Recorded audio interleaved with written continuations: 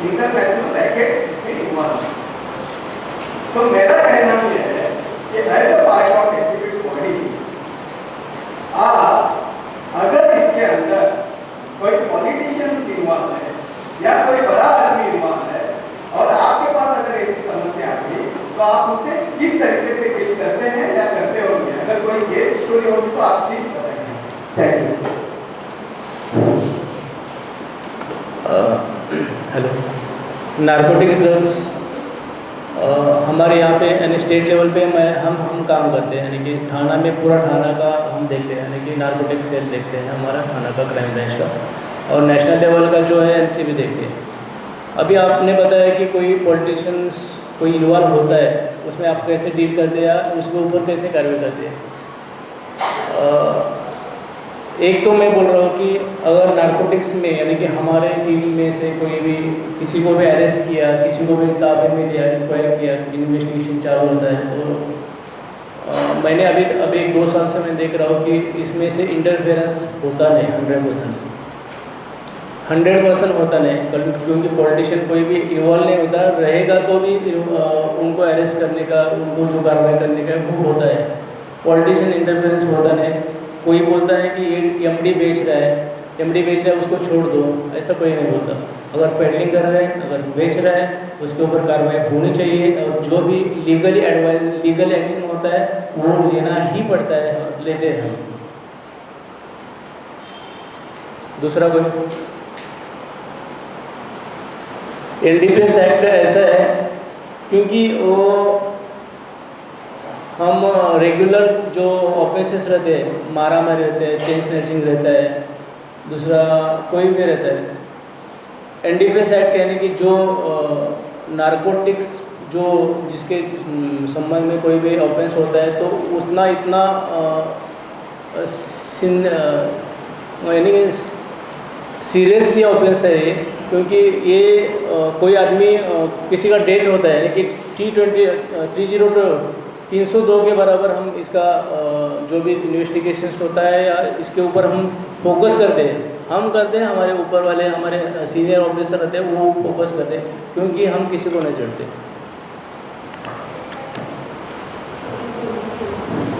आप लॉ के कॉलेज, हाँ बोलो आप।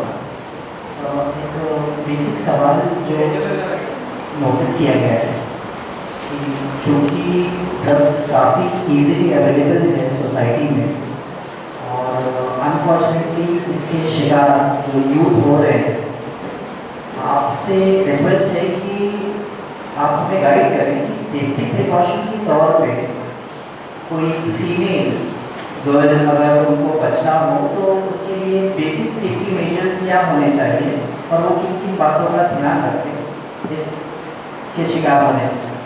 बहुत अच्छा सवाल है कि ड्रग्स अभी सोसाइटी में बहुत सारे बच्चे स्टूडेंट जो भी रहेंगे ड्रग्स का सेवन करते रहेंगे। उसमें से क्या हो रहा है कि ड्रग्स किसी लड़की को क्या यानी कि अपने अपने क्या काबे में लेने के लिए, अपना सा करने के लिए ड्रग्स का यूज़ बहुत सारा हो रहा है। बहुत अच्छा क्वेश्चन बोला है उन्होंने, क्योंकि अवेयरनेस इसका फर्स्ट इलाज है। अवेयरनेस होना चाहिए लड़कियों में से, लड़कों में से भी, और ज़्यादातर के लड़कियों में से, क्योंकि लड़कियां किसके साथ जाते हैं, किसके साथ रहते हैं, कौन फ्रेंड है उसका, क्या करते हैं, कब तक रहते हैं, बाहर किधर जाते हैं, क्या खाते हैं, क्या पीते हैं, किसके साथ। यानी कि सबसे ज़्यादा इम्पोर्टेंट थिंग ये है कि देखो कैसे है कि अगर मैं सर के साथ बैठा हूँ तो सर के साथ बैठा हूँ, इसका मतलब है कि मुझे अच्छा लगता, यानी कि सर और मैं सिमिलर हो गए। ऐसा सिमिलर यानी कि सर बड़े हैं, मैं ये नहीं बोलूँगा, लेकिन सर के साथ बैठा हो यानी कि समझ सकते हैं आपका फ्रेंड कौन है, आपके फ्रेंड सर्कल कौन है, आपके फ्रेंड सर्कल के यानी कि बर्ताव कैसे है, खाना क्या है, पीना क्या है, उनका इंटेंशन क्या है। सबसे ज़्यादा है कि उनका इंटेंशन क्या है समझ में आता है। लड़कियों में से समझ में आता है कि इनका इंटेंशन ये है। लड़की को समझ में आके भी लड़की उसके साथ ही जाना चाहते हैं तो वो लड़की का प्रॉब्लम है, लड़के से ज़्यादा। इसीलिए लड़कियों ने समझना चाहिए कि अपने फैमिली, अपने माँ है, पिताजी है, अपनी फैमिली, बहन है, भाई है, सब अपने ऊपर डिपेंड है। अपने ऊपर डिपेंड है कि आपको कोई कुछ प्रॉब्लम्स आता है तो सब फैमिली में आता है प्रॉब्लम्स। ये सबसे पहले लड़कियों ने समझना चाहिए, और ये समझ के लड़कियों ने ये तय करना चाहिए कि अपना फ्रेंड कौन होना चाहिए, किसके साथ अपने को फ्रेंडशिप करना चाहिए, अपना फ्रेंड सर्कल कैसा होना चाहिए। आप कॉलेज चूज़ करते हैं, इसका मतलब है कि कुछ तो देखिए जो कॉलेज चूज़ करते होगे ना, उसका रेपुटेशन, ये कुछ कॉलेज है, आप उसका रेपुटेशन देखा होगा, ये यहाँ का प्रिंसिपल देखे होगा आपने, कि अगर स्टाफ का पहला इंक्वायर किया होगा। वैसे आपको नॉलेज होना चाहिए कि आप फ्रेंड सर्कल सब होना चाहिए, यानी कि आपको नॉलेज होना चाहिए, और तभी ये समस्या होती है। और ज़्यादातर के ऐसा है कि ये होने के बाद भी आपको प्रॉब्लम्स आता है तो you go and inform to police, या आप जैसे ग्लोबल प्लेयर के जो सोसाइटी फाउंडेशन है उनको आप इन्फॉर्म करो। इन्फॉर्म करके आप हमारी तरफ, एक मिनट, आप हमें डायरेक्ट कनेक्ट हो सकते हैं, और जो भी है उसके अगेंस्ट हम डायरेक्ट एक्शन ले लेंगे 100%। बोलो यस।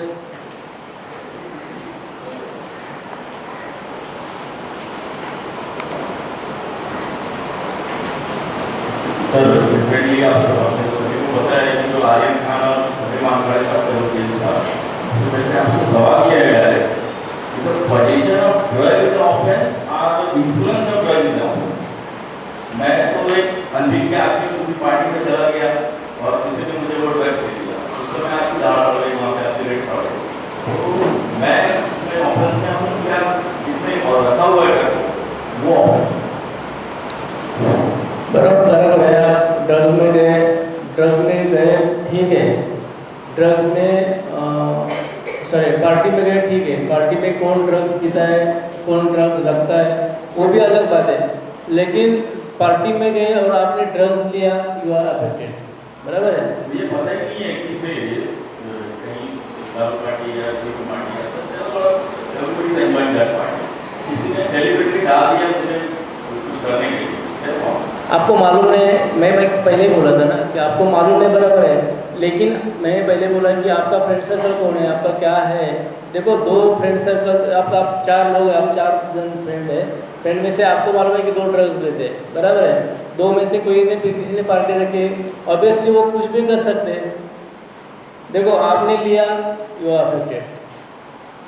मालूम है नहीं है, ये बाद में कोर्ट में डिसाइड होगा, क्योंकि हमारी तरफ से कैसा है कि आप पार्टी में जाते हैं, उसका मतलब है कि पार्टी में गए, आपको मालूम होता है कि पार्टी है, उधर तो कुछ तो होने वाला है, तो कुछ नहीं, शराब नहीं पिएंगे तो आप सॉफ्ट ड्रिंक तो पिएंगे।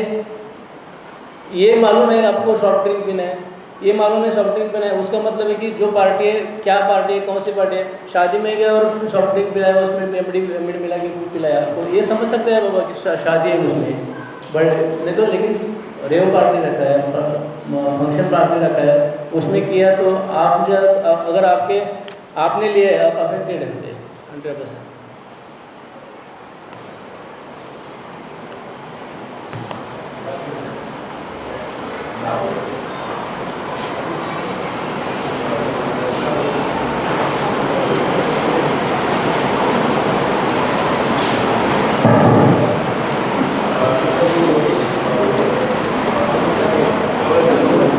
सेकंड इयर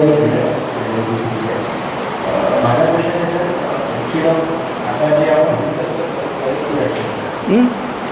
आपण जे डिस्कस करतोय ते करेक्टिव्ह ॲक्शन सर म्हणजे ड्रग्स इंडियामध्ये आल्यानंतर आपण हे सर्व करतोय पण त्याचे जे चॅनल्स आहेत मेनली इंटरनॅशनल रूल्स आहेत जे एअर आणि शिप विमानामध्ये ट्रॅव्हल करतो जिथे मेटल डिटेक्टरशिवाय काहीही दुसरं नाही आणि जेव्हा एंट्री करतो ना they are mostly interested in finding the gold, not nothing else. ते डॉग्स असतात किंवा जे दुसऱ्या कंट्रीजमध्ये असतात आणि दुसऱ्या कंट्रीजमध्ये इव्हन खसखस पण डिटेक्ट करतात ते डॉग्स. तर ते त्या काइंड ऑफ तसे प्रिव्हेंटिव्ह ॲक्शन्स आपल्या इंडियामध्ये का नाही इम्प्लिमेंट केले फॉर द इंटरनॅशनल एंट्रीज कारण बरेच लोक त्या चॅनल थ्रूच येतात. नाही आपण तुम्ही म्हणताय की इंटरनॅशनल लेवलला ज्या प्रिव्हेंटिव्ह ॲक्शनसाठी ज्या ॲक्टिव्हिटीज होतात त्या इथं होतात 100% होतात. आपल्याला डॉग स्क्वॉड आहे, आपल्याला इन्व्हेस्टिगेशन किट आहे, व्हॅन आहे, सगळ्या होतात.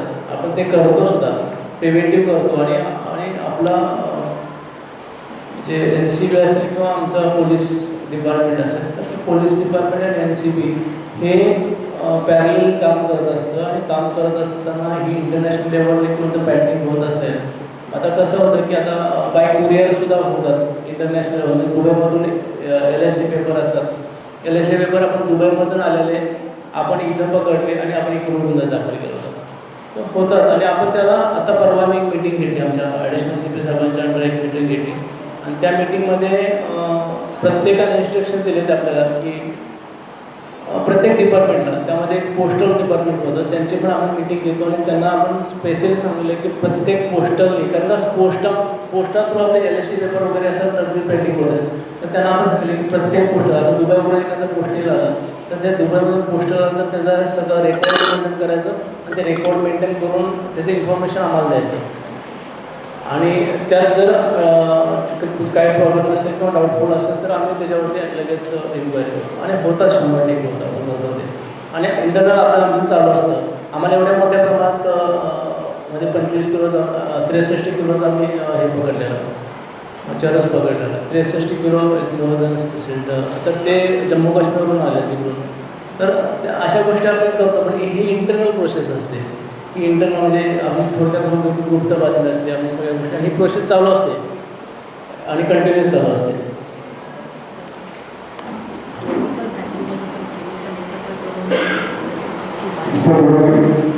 मी महेश चिरमाणे करिअर स्टुडंट. मागील 2 वर्षापासून एक केस खूप प्रसिद्ध आहे सुशांत राजपूतची. त्यामध्ये बऱ्याच ड्रग्स रिलेटेड गोष्टी बाहेर आलेल्या होत्या. माझा प्रश्न असा आहे की ड्रग्स बाळगणे नाही आणि ड्रग्सचं सेवन करणे याला कायदेशीर काय दंडात्मक कारवाई होऊ शकते? ॲक्च्युली इंटेन्शन तुमचं काय आहे? ड्रग्स पिला आपण किंवा ड्रग्सचे सेवन केलं तर कंझम्पशनची केस आपण करतो कंझम्पशन आणि ड्रग्स बाळगलं इंटेन्शन हे असं तुमचं की तुम्हाला पेंटिंग करायचं आहे विक्री करायची आहे त्याची तर त्याच्यासाठी NDPS ॲक्ट आहे. दोघांसुद्धा NDPS ॲक्ट आहे परंतु ड्रग्ज आपण सेवन केलं आणि तुम्ही पेंटिंग करताय तर तुम्ही NDPS ॲक्टनुसार जे सेक्शन्स आहेत बाकीचे त्यानुसार तुम्हाला 10 वर्ष किंवा लाईफची सजा आहे त्याच्यामध्ये. आणि ज्यावेळेला पेंटिंग करताय तुम्हाला किमान त्याची क्वांटिटी असते.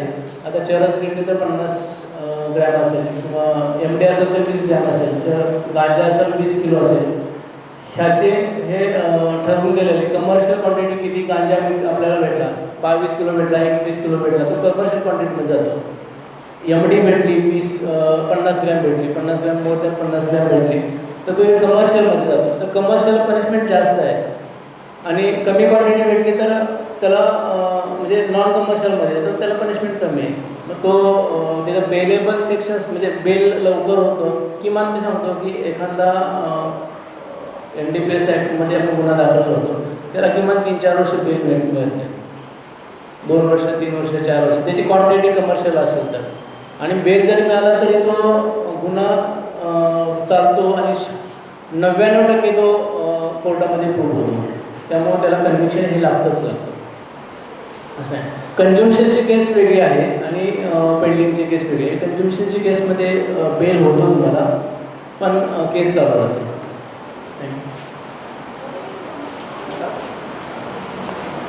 सर माझा एक प्रश्न आहे. पॅम्पलेटमध्ये सर बंधुपाला ॲड्रेस दिला जेजे हॉस्पिटलचा. तर मी म्हणतो की जेजे हॉस्पिटलच्या खाली बंधुपाल्याच्या खाली मुलींपिक सेंटर आहे बरोबर. त्या जर रोडला जर तुम्ही गेला तर खूप मुलं स्टिंग आणि जे आपलं महानगरपालिका कफ सिरप देते तर ते टाकून पित असतात. आणि दुसरा माझा प्रश्न असा आहे की सर गांजा जर समजा मी एका कागदात जाळला तर गांजाचा वास्तविक तुम्ही 100-200 मीटरमध्ये येतो बरोबर. मग हा गांजा इतक्या प्रमाणात वर होत जातो असा माझा प्रश्न. असे 2 प्रश्न आहेत सर. पुन्हा एकदा सांगा आणि पुन्हा सांगा तुम्ही मला प्रश्न. जे सर स्टिंग आहे एक असं कोल्ड्रिंक आहे त्यामध्ये मी खूप वेळा मोहम्मद अली रोडला बघितलं, सँडस रोडला पण खूप वेळा बघितलंय. कारण की अटॅक तिथं बघितला बंदूकवाल्याचा 4C30. तर त्या रोडला मला खूप वेळा असे म्हणजे महानगरपालिकेने जे कफ सिरप दिलेलं असतं ते स्टिंग मध्ये टाकून पिसं आणि समोरच्या कळत पण नाही की हा कशा करतोय. आणि सेकंड क्वेश्चन माझा असा होता की गांजाचा वास कमीत कमी इतका जर 1 ग्राम जरी गांजा जळला तर 100 मीटरपर्यंत वास होतो बरोबर. मग जर हा इतका प्रमाणात जर गांजा जर उघडला जातो मग हा कुठे उघडला जातो असा माझा प्रश्न. कप सिरपचा आणि गांजाचे तुम्ही बोलत त्या संदर्भात म्हटलं की कप सिरप सगळ्यात पहिल्यांदा मी कप सिरपचे घेतो की कप सिरप आपण विक्री करतात, इलिगल विक्री करतात. म्हणजे प्रिस्क्रिप्शन शिवाय विदाउट प्रिस्क्रिप्शन कप सिरप दिला जातो तर आपण त्याच्यावरती गुन्हा दाखल करतो. आणि आपण तो गुन्हा दाखल केलेला आहे. म्हणजे मला वाटतं मागच्या 1 महिन्याभरात आम्ही भिवंडीला केलेलं आहे, मुंबऱ्याला केलेलं आहे. म्हणजे असं बरेच जण गुन्हा दाखल करतो. तुम्ही म्हणताय ज्या ठिकाणी तिथं जर असं काही इलिगल असेल तर तुम्ही आमच्याशी कॉन्टॅक्ट करा, आम्हाला इन्फॉर्म द्या, आम्ही तिथं कारवाई नक्की करू 100%. आणि तुम्ही दुसरा मुद्दा आहे तुमचा की गांजा पिताना तो जर गांजा झाला तर त्याचा वास येतो. तो गांजे पिणारे असतात कुठं जर मोकटात जाणार म्हणजे कुठं एकदम अडगळीच्या ठिकाणी जातात गांजा पितात वगैरे. It's okay. कंजम्पशनचे आम्ही केसेस करतो. ज्यावेळेला कुठं पिताना भेटला आम्हाला तर त्याच्यावरती आम्ही गुन्हा दाखल करतो, अरेस्ट करतो आणि कोर्टात हजर करतो. आणि त्यातून आम्ही इन्फॉर्मेशन काढत असतो की बाबा ते गांजे विक्री करणारे कुठं आहे आणि त्यांना आपण रेड मारतो. त्याच्यावरती रेड मारून आपण गुन्हा दाखल करतो. पण जर इकडे गोकुळनगरला गांजा पित असेल मी इथं बसलो तर ते मला नाही समजणार. तुमच्यासारखं लोक असं बाबा तिथं गांजा पितात आम्हाला सांगितलं तर आम्ही तिथं जाऊन कारवाई करणार. गांजा विक्री करतायत जिथं विक्री करतायत तिथं तुम्ही सांगितलं आम्हाला मग असं गांजाची ठिकाण आहे विक्री करतायत 100% तुम्ही आम्हाला इन्फॉर्म करा, आम्ही 100% कारवाई करणार. आणि आम्ही कारवाई करण्यासाठी जाऊ आणि तिथं कोणत्याही प्रकारची डिले होणार नाही एवढे म्हणता आम्ही तुम्हाला ग्वाही देतो. आणि हे गरजेचं आहे. म्हणजे हेच मला सांगायचं आहे की आम्ही येतोय, आम्ही तुमच्यासोबत येतोय, तुमच्या समोर येतोय आणि तुमच्या समोर आलेल्याचा आम्हाला एकच फायदा आहे की तुमच्या थ्रू आम्हाला माहिती मिळते. कारण का मी बघा इथं 100 लोक बसले, आज 100 ठिकाणी जाणार आहेत. म्हणजे कोण गोकुळनगर जाईल, कोण ठाण्यानगर जाईल, अजून कुठं जाईल, कोण मुंबईला जाईल, कुठं जाईल. तर तिथल्या इन्फॉर्मेशन्स असतात आणि त्या आमच्यापर्यंत आल्या तर त्या आम्ही जास्त इफेक्टिव्हली काम करतो. म्हणजे तुम्ही आमचे सोर्स आहात, आमचे इन्फॉर्मर आहात चांगल्या कामासाठी. एखादा आपण एखाद्या ठिकाणी इन्फॉर्मेशन देतो ते चांगल्या कामासाठी की आपण कुठल्याही प्रकारचा अवैध अँटीनार्कोटिक्स म्हणजे नार्कोटिक्स घेऊन जे हे आहे ते बंद करण्यासाठी आपल्या समाजामध्ये 100% चांगला एक वाटा आहे. म्हणजे कितीतरी घरं उद्ध्वस्त झालेले आहे त्यामध्ये. म्हणजे मी 100% एका जबाबदारीने सांगतो की गांजाच्या किंवा कुठल्याही म्हणजे व्यसनाच्या आधारे गेलेला एखादा मुलगा चांगल्या घरात असू दे किंवा कुठल्याही घरात असू दे तर तो एक मुलगा व्यसनातून झाला किंवा मुलगी व्यसनातून झाला की तिचं अख्खं आयुष्य दुसरं अख्खं कुटुंब डिस्टर्ब होत असतं. आईवडील डिस्टर्ब होतातच, आईवडिलांबरोबर बहीण असेल, भाऊ असेल, सगळं डिस्टर्ब होतात. आणि एका कुटुंबावर तर नाही तर त्यांचे नातेवाईक सुद्धा सफर होत असतात. त्यामुळे ही खूप एक वेळ म्हणजे भांडणं केली तर चालते पण हे ड्रग्ज नको. कारण का आयुष्य उद्ध्वस्त करण्याची ही सगळ्यात एक मोठी घाण आहे आपल्या देशामध्ये. मी घाण हा शब्द वापरतो कारण खरंच याने खूप लोकांवरती आणि समाजावरती इम्पॅक्ट होतो. त्यामुळे आपल्याला हे मुळापासून काढायचं आहे. त्यासाठी तुमची आम्हाला साथ आहे आणि तुम्ही ते कराल. आणि तुम्ही म्हणताय ड्रग्स कप सिरपचं ते 100% मला माझ्यापर्यंत येऊन दे किंवा आमच्या कुठल्याही आमच्या स्टाफपर्यंत येऊन दे, मी कारवाई करेन. पाठीमागून myself is Nikhil Garg, student. माझा प्रश्न असा होता की आता तुम्ही सांगितलं की ड्रग्स कॅरी करत त्याला असा गुन्हा आहे, त्याला असं शिक्षा आहे, बरोबर. पण मी जर समजा पब्लिक प्लेसमध्ये ट्रॅव्हल करतात, शेजारी हा जर बसला किंवा ट्रॅव्हल करतो, हा कॅरी करतो, समोर नाकाबंदी चालू आहे, मी सॅक घेऊन आहे मग हा काय करतो आणि माझ्या सॅकच्या कप्प्यामध्ये समजा तरी ड्रग्सची पुढे टाकतो, पुढे नाकाबंदीमध्ये मला पकडले, काय मी इनोसन्स, पण तुमच्या कायद्यानुसार माझ्या बॅगेमध्ये पुढे सापडते. ओके, तर ह्या सिच्युएशनमध्ये मी काय इनोसन्स आहे, पण कायद्यानुसार मी गुन्हेगार आहे, याच्यातून मग कसा मी बाहेर पडू शकतो? चांगला मुद्दा वापरलेला आहे, चांगला प्रश्न केलेला आहे विषय. बघा मी पहिल्या सांगितलेलं आहे की तुम्ही जर दोघं चाललेले आहेत तर प्रश्न असा आहे की दोघं चाललेले आहेत, यांचा एक मित्र चांगला आहे, त्याच्या पाठीमागं ड्रग्स आहे, सपोज कुठले एमके असेल किंवा अजून कोणत्या गाड्यामध्ये असेल आणि हे समोर बसले गाडी चालवतात. आम्हाला टीप मिळाली की बाबा असं यांच्याकडे ड्रग्ज आहे. मग आम्ही नाकाबंदी लावली, नाकाबंदीमध्ये ह्यांची गाडी अडवली. ह्यांना माहीत नाही यांना पाठीमागं काय बसलं कोण, म्हणजे पाठीमागं त्यांचा मित्रच आहे, परंतु त्याच्याकडे काय आहे हे असं म्हणतात की मला माहीत नाही, कदाचित माहीत नसेल 100% त्यांना. आणि नाकाबंदी बघितलेली त्यांनी काय केलं की त्याच्याजवळचं 10 ग्रॅम किंवा 50 ग्रॅम एमडी असेल, 50 ग्रॅम म्हणजे एवढेच असणार ना, 50 ग्रॅम एमडी त्यांची चेन काढली, सॅकची चेन काढली, चेनमध्ये टाकली. आम्ही आली गाडी अडवली, आम्ही गाडी अडवल्यानंतर पकडलं, आम्ही यांना चेक केलं, त्यांना चेक केलं, दोघांपैकी यांच्याकडे एमडी मिळाला म्हणजे ड्रग्ज मिळाला आणि त्याच्याकडे नाही मिळाला. आता बघा एक मी तुम्हाला जबाबदारी सांगतो, ज्यावेळेला अशा सिच्युएशन असतात त्यावेळेला पोलीस असतो, पोलिसांना 100% समोर व्यक्ती कोण बसलेला आहे, समोरचा बिहेव काय आहे, सगळ्या गोष्टी कळत असतात. मी जबाबदारी सांगतो, पोलीस शक्यतो कुणावर अन्याय करत नाही, शक्यतो म्हणजे 99% अन्याय करणार नाही. आणि त्यांना एवढं समजणार की कोण अफेक्टेड आहे, म्हणजे कोण खरंच पेडलर आहे किंवा कोण तो ते काम करतो हे कळत असतं. परंतु लास्ट टाइमला एंड ऑफ द टाइम ही पण सिच्युएशन येते की ज्या वेळेला आम्ही गुन्हा दाखल करायला घेईल त्यावेळेला तो तुमचा मित्र आहे, म्हणजे ह्याची जाणीव आहे की तो तुमचा मित्र आहे. मित्र नसता कोणता अननोन पर्सन असता तर 100% आम्हाला तुम्हाला सेफ केलं असतं, पण तुम्हाला तुमचा तो मित्र आहे म्हणून, आणि तो तुमचा मित्र आहे याचा अर्थ असा की मला माझ्या भावाबद्दल किंवा माझ्या मॅडम काय बोलणार आहे किंवा माझा एक कर्मचारी असेल तो माझा आहे, म्हणजे रिस्पॉन्सिबिलिटी माझी आहे. तसं मित्राची जबाबदारी तुमची आहे की कोण, तुम्हाला मी पहिला सांगितलं की तुम्ही कोणासोबत मैत्री करतात, तुम्हाला त्याच्याबद्दल नॉलेज असतं, तुम्हाला नॉलेज आहे की हा कदाचित तो पीत पण असेल किंवा तो स्मगलिंग करत असेल, नॉलेज असताना सुद्धा तुम्ही त्याला सोबत कॅरी करताय, म्हणजे तुमचं पण कदाचित इंटेन्शन असेल, त्यामुळे तुम्हाला आपण गुन्हा दाखल करतो.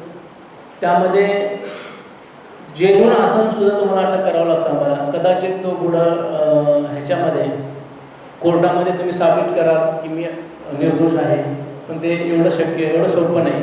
तुम्ही अफेक्टेडच होता, तुमचा गुन्हा दाखल होईल आणि तुम्हाला जे काय असेल ते प्रोसेस करावं लागेल.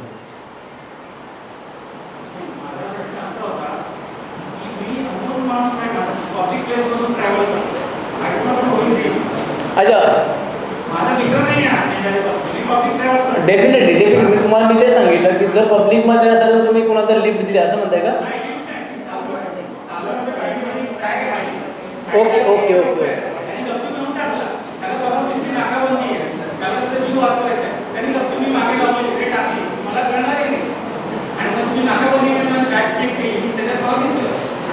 नाही, पण आमच्या पोलिसांचा तिथे कस लागतो, मग त्यावेळेला 100% आम्हाला कळतं तेवढं की खरंच तुम्ही पेडलर आहात का नाही. इनोसन्स 100% सांगतो काय मी तुम्हाला, त्यासाठी सांगितलं तुम्हाला की तुमचा मित्र असता आणि तुम्ही एका गाडीवर चाललाय 100% तुमचा गुन्हा दाखल केला असता, पण तुम्ही इनोसंट आहात 100% तुम्हाला सॉफ्ट कॉर्नर मिळणार 100%.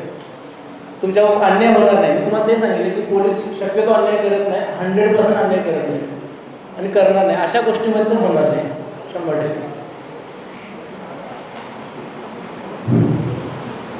हमारा एक सवाल है. It has been observed that most of the crime and behind every crime there is drugs involved. Addiction का एक बड़ा इशू है सभी क्राइम के पीछे. सर, तो क्या सिर्फ जेल ही एक ठिकाना है कि वहाँ पे उस बंदे को रख करके उसको सुधारा जा सके, या फिर कोई और भी इंस्टीट्यूशन होते हैं जैसे हमने रिहैबिलिटेशन सेंटर सुना है, आप उसके बारे में थोड़ी सी अगर जानकारी दें. एंड सेकेंडली, इसी से कनेक्टेड एक सवाल. We heard that Global Care Foundation is going to establish a first de-addiction center in Maharashtra. So can you please explain like about its working process and उससे outcome क्या हासिल होगा society को, काफी बेहतर है. Sir, behind every crime, drugs are involved and सिर्फ gel ही उसका एक माध्यम है सुधारने का, या फिर रिहैबिलिटेशन के जरिए से भी हम सुधार सकते हैं? ये मेरा सवाल आपसे.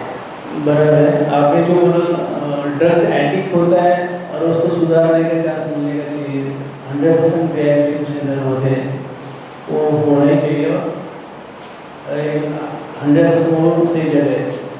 लेकिन जो ड्रग्स पे ट्रेन करते हैं, ड्रग्स का धंधा करते हैं और उसमें से पैसा कमाना चाहते हैं, वो मैंने अभी तक देखा है कि आज ड्रग्स एक बार आदत करते हैं उसको पैसा कमाने का, तो वो जेल में जाएंगे, जाके बैठेगा, वहाँ से बेल पे आएगा, वो जेल में जाके बैठेगा, 4 महीने बैठेगा, 8 महीने 1 साल बैठेगा, वो बाद में बाहर आएगा तो वही धंधा करेगा, बाद में जेल में जाएगा. ये मुझे इनोसेंट है, पहले इन्होंने सर ने बताया कि मैं इनोसेंट हूँ. आपको आदत लगे तो निकलना चाहिए, वो वहाँ से बाहर 100% आपको रिहैबिलिटेशन सेंटर अच्छे है, 100% होना चाहिए और उधर ही जाना चाहिए. और मौका मिलता है और मौका देते हैं पुलिस. ऐसा नहीं कि कोई पिया उठा उसको लगाया, ऐसा नहीं. सुधारने का चांस देते हैं, मौका देते हैं. पुलिस को सब समझता है कौन करता है कौन नहीं करता. लेकिन कैसा है कि उसको सुधारने का चांस मिलना चाहिए, इसलिए पुलिस भी कुछ तो करती है. ऐसा नहीं कि कुछ नहीं करती, बहुत सारा कर रही है पुलिस. लीगली तौर पर जाएंगे तो पुलिस को लीगली एक्शन लेना पड़ता है और उसके पीछे भी पुलिस बहुत सारा काम करती है. वो आपको सामने दिखता है नहीं दिखता है. इसलिए दोनों जगह को अच्छा होना चाहिए. और तुम्हाला तुमचा मगाशी झाला, मी नंतर एक देतो. अजून कोणाला? सर, ॲक्च्युली ड्रग्स विरोधी जे जागरूकता नवयुवकांमध्ये निर्माण केली जात आहे ती खरंच चांगलं उपक्रम आहे. पण सर, सर्रास असं आढळतं की लहान जी मुलं आहेत म्हणजे प्राथमिक शाळेत 10वीपर्यंतची, तर मी एक घटना 3-4 वर्षापूर्वी अशी ऐकली होती की 9वीच्या वर्गातल्या विद्यार्थ्यांनी पेन आणलं आणि त्या पेनमध्ये हे ड्रग्स होते. मग हे ड्रग्स इतक्या लहान मुलांपर्यंत सहजासहजी उपलब्ध होतातच कसे? किंवा आणखी दुसरा एक प्रश्न असा की या ज्या माध्यमिक शाळा लहान 10वीपर्यंतच्या आहेत, इंग्लिश मिडियम असो किंवा मराठी माध्यम असो किंवा इतर, तर या शाळांसमोर जी पानाची वगैरे दुकानं असतात, ही घटना ही सत्य घटना ऐकलेली आहे, तर तिथेही सहजासहजी ड्रग्ज उपलब्ध होतात. तर हे असं सहजासहजी कसं शक्य होतं, यावर उपाय काय? मॅडमने अतिशय सुंदर आणि चांगला एक प्रश्न विचारलेले आहे. म्हणजे 10वीपेक्षा कमी लोक वयामध्ये लोक मुलं असतील, त्याने एक पेन हुक्का मागायची सांगितली मी तुम्हाला. पेन हुक्का एक इलेक्ट्रिक आता सिगारेट आलेलं आहे, इलेक्ट्रिक सिगारेट म्हणतो त्याला. तुम्हाला सगळ्यात महत्त्वाचं काय आहे, मी तुम्हाला पहिला सांगितलं की स्कूल कॉलेजच्या आजूबाजूला म्हणजे 100 मीटरच्या एरियामध्ये कुठल्या प्रकारचे असे तंबाखूजन्य पदार्थ विक्री करणारे कुठली पांढरपणी किंवा कुठले असू नये असे. मी परवाच मी मीटिंगला गेलो होतो जिल्हाधिकारी कार्यालयामध्ये, जिल्हाधिकाऱ्यांची मीटिंग होती, त्याच्यामध्ये स्पष्ट डायरेक्शन्स आहेत आणि आम्ही ते फॉलो करतो आहे. की कॉलेज असेल, कॉलेजच्या 100 प्रिवायसेसमध्ये कुठल्याही प्रकारचा तंबाखू किंवा तंबाखूजन्य पदार्थ किंवा अंमली पदार्थ विकणार नाही याची खात्री करणं आणि खबरदारी घेणं. दुसरा मुद्दा, 10वीपेक्षा कमी 9वी 10वीची 8वीची मुलं हे ड्रग ॲडिक्ट का होत आहेत, त्याला सगळ्यात महत्त्वाचं मला असं वाटतं की कौटुंबिक पार्श्वभूमी. कदाचित फॅमिलीमध्ये आईवडील असतील, आईवडील दोघंही कामाला जातात, घरी पैसे येतात किंवा आईवडिलांमध्ये दोघांमध्ये सुसंवाद नसणं किंवा अजून कला असणं आणि त्याचा इम्पॅक्ट हा मुलांवर होतो आणि त्यामुळे ते ड्रग्ज ॲडिक्ट होतात. हा दुसरा मुद्दा. मुद्दा नंबर 3, ड्रग्ज ॲडिक्ट होण्यासाठी मी पहिल्यांदा सांगितलं तुम्हाला की सराउंडिंग काय आहे त्याचं. सराउंडिंग, आता मी ग्रामीण गावामधून आलेलो, त्या सराउंडिंग आम्हाला काय माहीत नाही. ड्रग्ज काय, एमडी काय माहीत नाही, आम्हाला गरज नाही पडणार.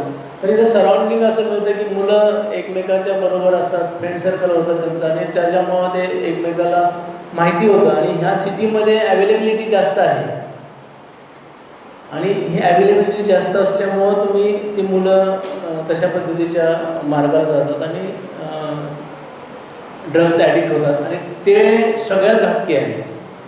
9वी 10वी 8वी हे जी मुलं, हे जे टीन एज म्हणतो आपण, ह्या टीन एजमध्ये एखादा मुलगा ड्रग्ज ॲडिक्ट झाला तर सगळ्यात व्हेरी डेंजरस फॉर त्याच्यासाठी असतं ना, त्याच्या फॅमिलीसाठी असतं. ह्याचे उपाय काय आहेत? उपाय सगळ्यात महत्त्वाचं 9वी 10वी किंवा ह्या टीन एजमधल्या मुलांवरती सगळ्यात महत्त्वाचं आपल्या पालकांनी लक्ष देणं आणि पालकांनी आपल्या घरामध्ये सुसंवाद ठेवणं. म्हणजे सगळेच पैशाच्या पाठीमागं पळायला लागले तर घरातल्या मुलांवरती लक्ष कोणतं दिलं पाहिजे. मुलींना गरज काय असते टीन एजमध्ये, तर आपल्या आईवडिलांचे किंवा आपल्या पालकांचं प्रेम आणि प्रेमाची आवश्यकता असते. ते जर मिळत नसेल तर ते त्या गोष्टीला वळत असतात. सगळ्यात महत्त्वाचं ह्या गोष्टी झाल्या पाहिजेत. त्याचबरोबर आपल्या पालकांनी हे पण लक्ष दिलं पाहिजे की आपला मुलगा कुणावर फिरतोय, मला सांगितल्याबरोबर कुठं जातोय किंवा काय होतंय. कारण ह्या टीन एजमध्ये म्हणजे आपण म्हणतो ना की 16 वर्ष ते त्यामध्ये पाय घसरू शकतो. म्हणजे तो कुठलाही असू दे, मुलींचा असू दे किंवा मुलांचा असू दे, तो जाऊ शकतो. तर त्याला लक्ष दिलं पाहिजे. आणि हे ज्या विक्री करणारे लोक आहेत तर त्याच्यावरती आळा घालण्यासाठी ग्लोबल केअर फाउंडेशनसारख्या सोशल वर्कर असतील, सामाजिक संस्था असतील किंवा आम्ही पोलीस लोक आहोत किंवा आम्ही पोलीस संस्था आहे, ह्याच्या बाबतीत आपण योग्य ती कारवाई करण्यासाठी तुमच्या सर्वांची आपल्याला मदत पाहिजे आहे की या ठिकाणी अशा प्रकारचे व्यवसाय चालतात, हे बंद व्हायला पाहिजे. तुम्ही लेटर द्यायला पाहिजे. त्या लोकांनी तिथं जनजागृती व्हायला पाहिजे. स्कूलमध्ये आम्ही प्रत्येक स्कूलमध्ये मॅडम जातो, तर प्रत्येक स्कूलमध्ये, कॉलेजमध्ये, शाळांमध्ये जाऊन आम्ही असे प्रोग्राम घेतो आणि प्रोग्राममधून जनजागृती करतो आणि जे कोण असे अफेक्टेड किंवा अशा ज्या विक्री करणार आहेत त्याच्यावरती आपण आळा घालण्यासाठी आपण प्रतिबंधात्मक कारवाई करतो आणि आवश्यक वाटल्यास तर आपल्याला क्वांटिटी मिळाली तर आपण गुन्हा दाखल करून त्याच्यावरती योग्य ते उपाय आणि प्रिकॉशन आपण करू शकतो आणि हे गरजेचं आहे.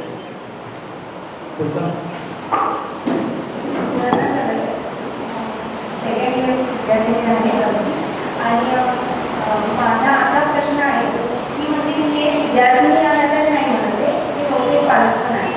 तर गावाकडे करण्यासाठी हा प्रश्न आहे की गावाकडे लहान मुलांना डॉक्टर कॅन्टीन का देतात आणि ते दिल्यानंतर ते मुलं खूप वेळ झोपतात.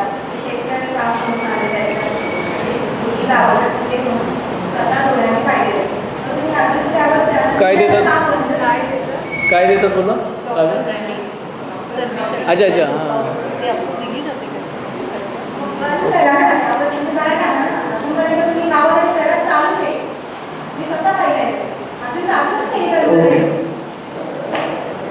नाही, अशा गोष्टी आहेत त्या बॅन व्हायला पाहिजेत. ॲक्च्युली त्याच्यामध्ये ड्रग्सचं कंटेंट्स किती आहे, प्रिस्क्रिप्शन देतात का विदाउट प्रिस्क्रिप्शन्स देतात, या गोष्टी आपल्याला चेक कराव्या लागतात. आणि ॲक्च्युली मोठा विषय आहे. कारण ते कसं आहे की आपण कफ सिरपवर बंदी काढू शकत नाही. मी काय म्हणतो, खोकल्याला तुम्हाला औषध म्हणून कफ सिरप देणं आवश्यक आहे. नाही, तुम्ही म्हणताय तुम्ही म्हणता 100% बरोबर आहे. त्याचा विचार केला गेला पाहिजे. कदाचित मी उद्या जिल्हाधिकारी कार्यालयामध्ये मीटिंग असेल त्यावेळेला हा मुद्दा 100% मांडेल तिथे, की अशा अशा गोष्टी होतात आणि तो हेसाठी फादर लोक शेतातून थकलेले काम करून त्यांना हे समजतं की आधी सांगितलं की अगं हा मुलगा वगैरे याला ताप आहे, मग काय मग गेले मेडिकलमध्ये तिथे काय म्हणून त्याला केलेलं आहे म्हणजे डॉक्टर मग वगैरेची गरज नाही आहे. मग इथं छोटी बॉटल देतात ते मस्त किंवा छान आणि मस्त एक पण छान जोडतात. पाहिलेले आहे.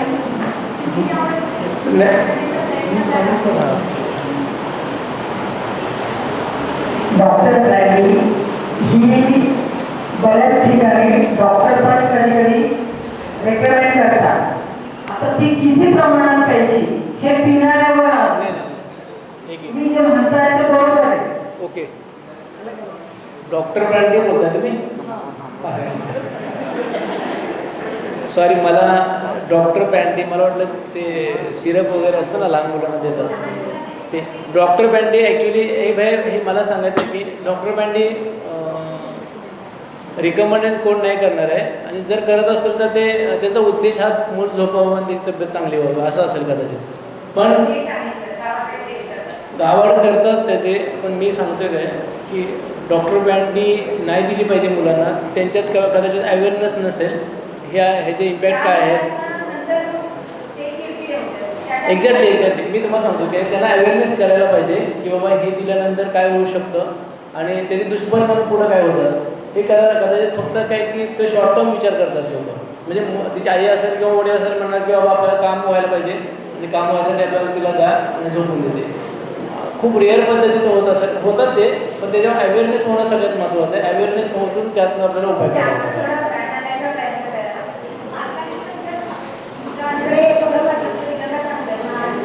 हां, मग एक्झॅक्टली तुमचं बरोबर आहे की पालकांनी लक्ष द्यायला पाहिजे आणि पालक अवेअरनेस झालं पाहिजे बाबा की हे दिल्यानं फक्त मुलगा झोपतच नाही तर त्याचे इम्पॅक्ट दुष्परिणाम होतात हे माहिती झालं पाहिजे. त्यांना माहिती नसेल कदाचित की बाबा ह्याचे इम्पॅक्ट दुसरा मुलगा चिडचिड होतो, तिची स्मृती कमी होते किंवा मेंटली तो डिस्टर्ब होतो. ह्या गोष्टी जर ज्यावेळेला जाणीव होतील त्यावेळेला ते बंद करतील. हे जागृत व्हायसाठी तुमच्यासारखे लोक किंवा रिहॅबिलिटेशन ग्लोबल फाउंडेशन केअर संस्था यांनी काम करणं आवश्यक आहे. त्याच्यामध्ये आता आम्ही तर ग्रामीण भागामध्ये आत्ता जाऊ शकत नाही, पण तुम्ही कधी गेला तर तुम्ही तुमच्या तिथं कोण देत असेल तर तुम्ही 100% सांगा त्यांना की ह्याने असं होतं. कारण का तुम्ही लॉचं हे करताय तुम्ही 100% सांगू शकता आणि हक्कानं सांगा. कोण ऐकत नसेल तर मला फोन करा. हां नाही बरोबर, मी माझा फोन नंबर देतो, ऑफिसचा सुद्धा फोन नंबर देतो, माझा नंबर पण देतो.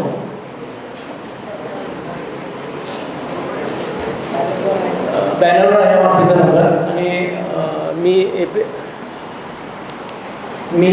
सूर्यवंशी माझा नंबर आहे 7249959907. पुन्हा एकदा रिपीट करतो 7249759907.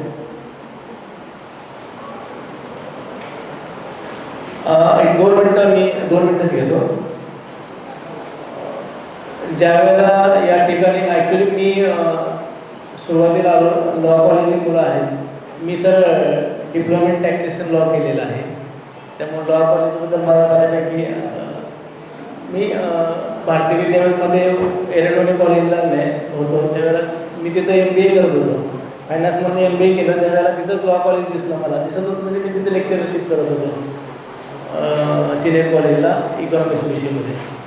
तर तिथं लॉ कॉलेज दिसतं तर डिप्लोमेंट टॅक्सेशन लॉ दिसतोय. मी म्हटलं करून टाकला. पुढं माझं सिलेक्शन झालं तर मी LLBला तिथंच घ्यायचा माझा विचार होता. पण सिलेक्शन झाल्यानंतर ट्रेनिंग वगैरे लावून देतात. आता बऱ्यापैकी आता 30 वर्ष झाले की पुन्हा मला इच्छा होत नाही.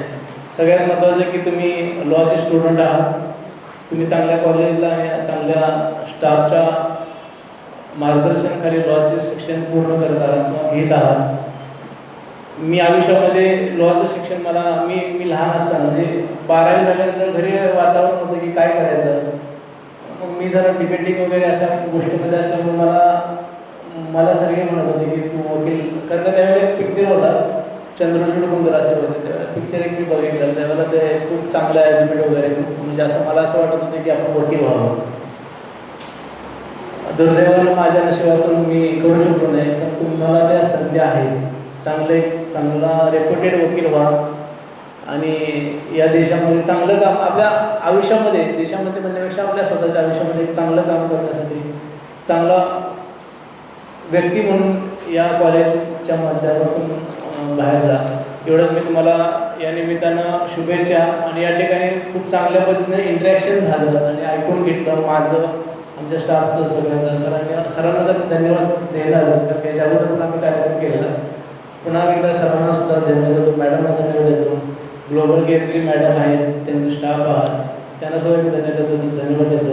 आणि सगळ्यात महत्त्वाचं तुम्हाला मी धन्यवाद देतो की एवढ्या चांगल्या पद्धतीने तुम्ही इंटरॅक्शन केलं, समजून घेतलं. आणि मला आशा आहे की इथून बाहेर गेल्यानंतर तुम्ही तुमच्या समाजामध्ये, कदाचित मी म्हणतो की माझे घर आणि माझ्या घराच्या बाजूची जर लोक आपण अवेअर केली तर एक पुष्कळ झालं. काही प्रॉब्लेम्स आले तर कधीही मला फोन करा, आमच्या स्टाफला फोन करा, आमच्या ऑफिसमध्ये फोन करा आणि हक्कानं तुम्ही कुठलेही कारवाई सांगा, आम्ही त्याला काम करायला आणि कारवाई करण्यासाठी बांधील आहोत. या सर्व कार्यक्रमाचं सूत्रसंचालन ज्यांनी केलेलं आहे, अतिशय सुंदर आणि दिमागदार केलेलं आहे, त्यांचा सुद्धा आभार. Thank you.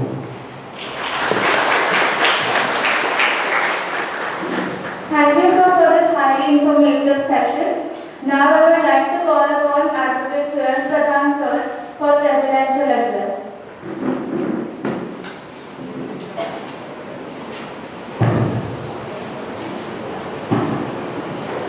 Good evening, everybody.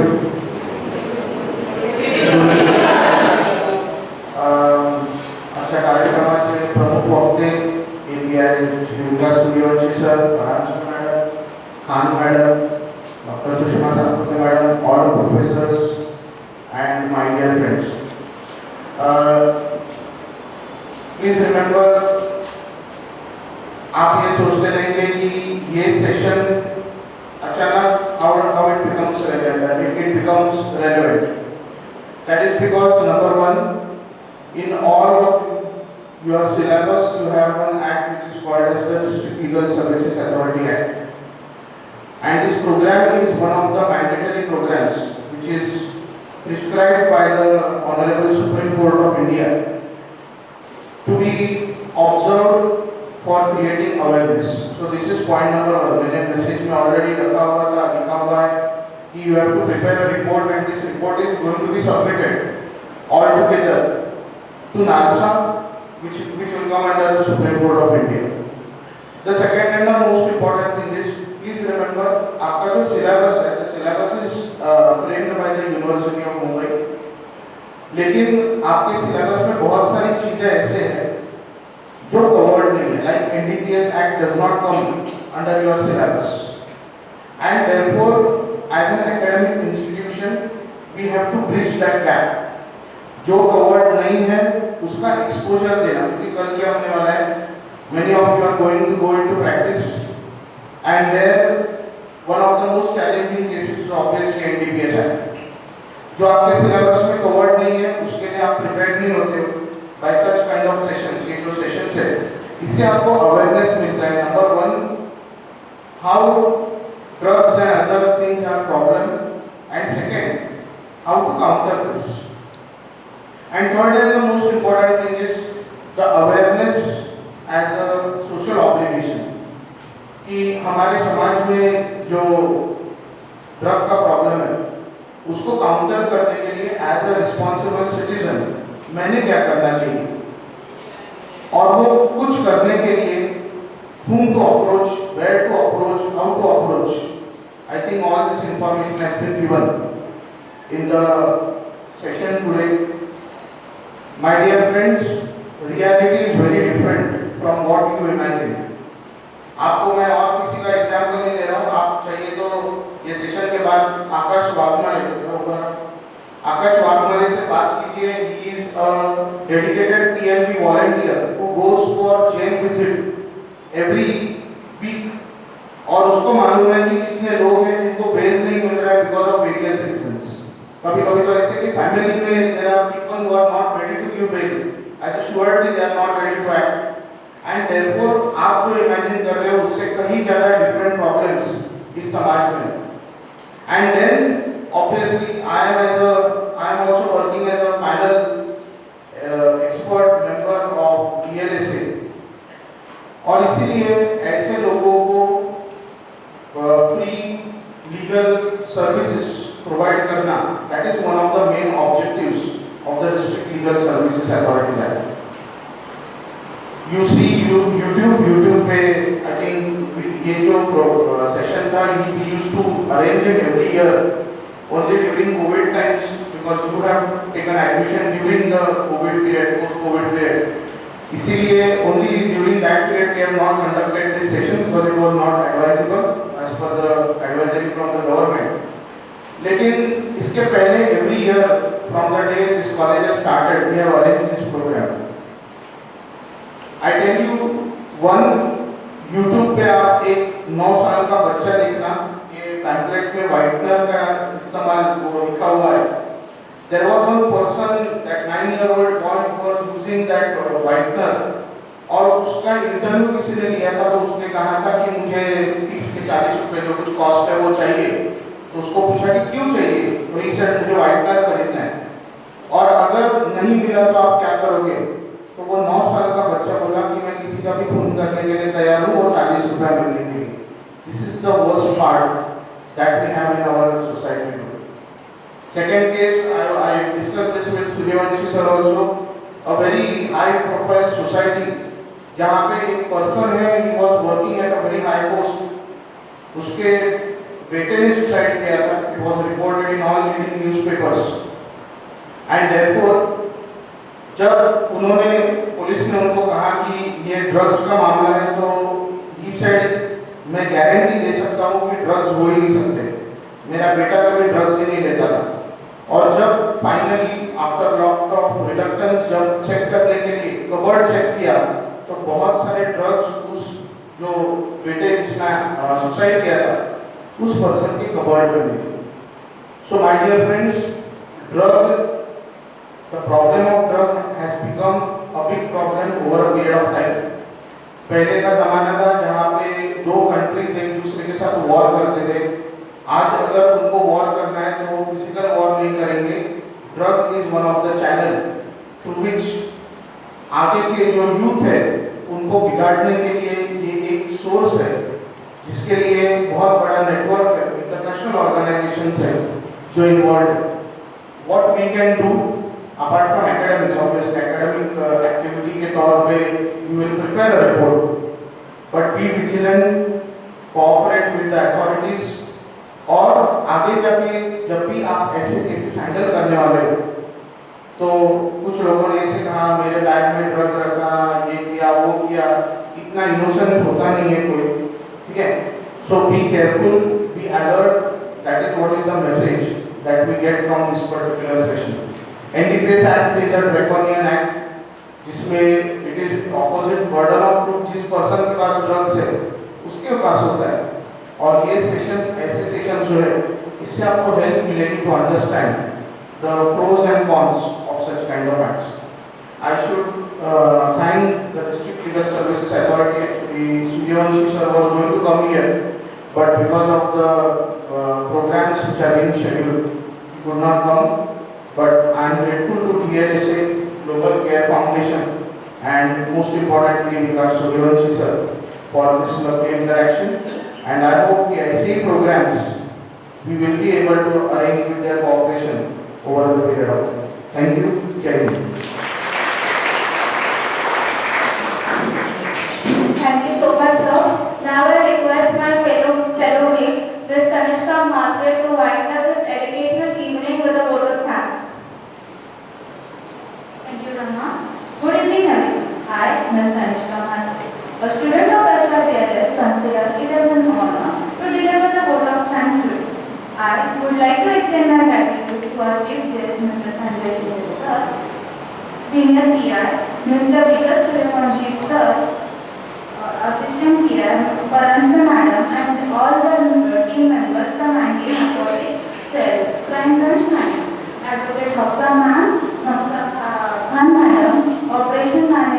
Global Care Foundation, Secretary, District Legal Services Authority, Thane, Judge Shri Ishwar Suryavanshi sir, our Principal sir, Advocate Suraj Pradhan sir, our Coordinator, Dr. Sushma Satpudhe Madam, Anand Gurukul College of Law, our teaching and non-teaching staff of DLSA, Thane Global Care Foundation, Mumbai, and lastly, my audience who attended the program peacefully.